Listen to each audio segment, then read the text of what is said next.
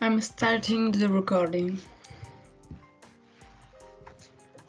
So, Sally Challen, you were married in to Richard Challen, and you have 2 children.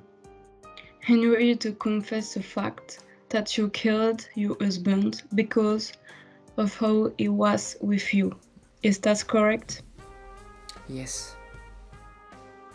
Perfect. Can you tell your story again? Of course. When I was 15, he was 22.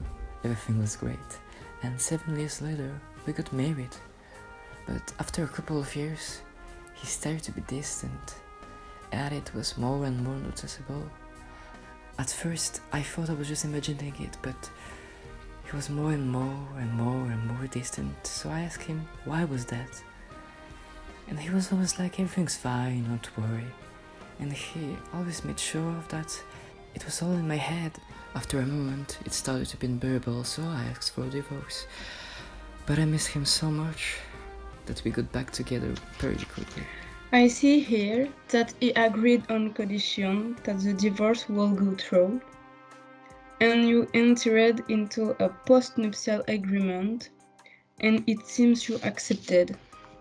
Yes, for the best, because the divorce was discontinued shortly after that. But I guess the distance got worse anyway, and that's when you started to analyze his behavior and starting with a plan to end everything. Well, my first plan was only to discover the truth. I didn't want to take his life. So, it was the pain of trying to discover the truth and its discovery that made you act? I admit, one day I was sure he was cheating on me. While he wasn't in the room, I took his phone, called the last number, and it was a woman. Then after that, I met something to it. And my act was during the meal. I took a hammer and decided to make him understand what he did to me.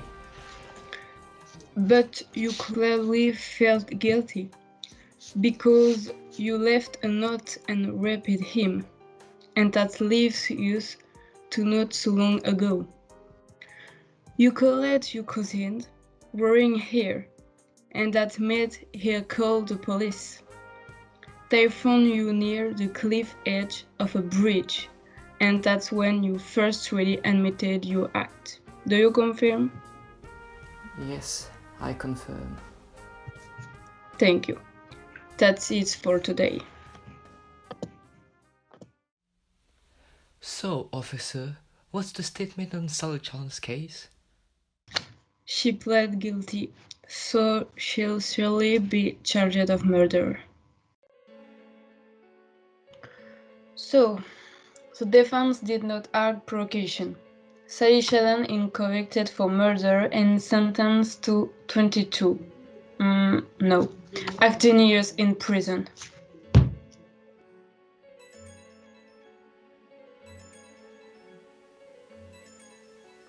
Your lawyer speaking. Please help me get out of prison. We should check if she had some troubles. Any disorders? Two that weren't officially diagnosed before. Thank you. No, we have new proof of coercive control, and it seems that Sally had 2 big disorders, and everything was caused because of her husband. If he was treating her with respect, none of this would happen.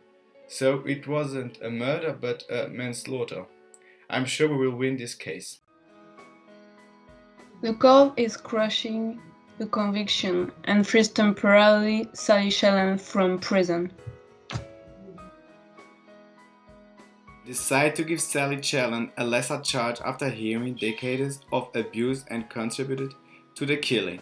Thus, Sally Challen is sentenced to 9 years and 4 months for manslaughter instead of murder, time she has already served in custody, and by that the appellant walks free.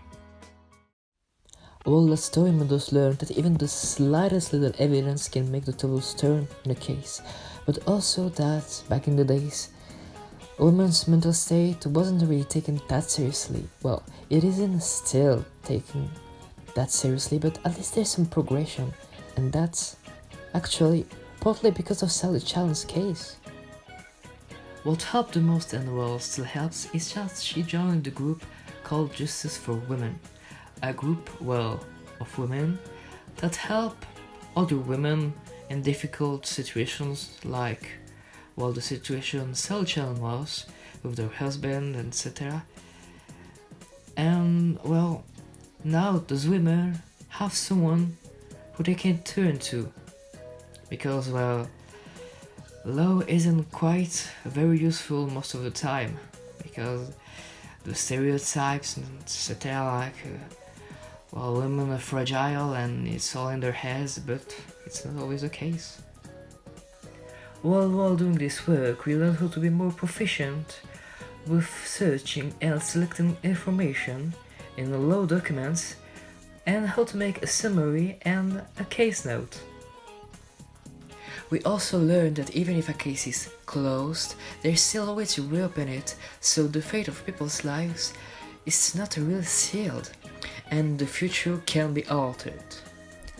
So that means even if a case seems lost, we should never give up because, well, like in Sally Challen's case, she managed to get free early, she was judged fairly at the end, and now she repaid herself, well, with Justice for Women and helps other women, well, not having to live the same thing as her.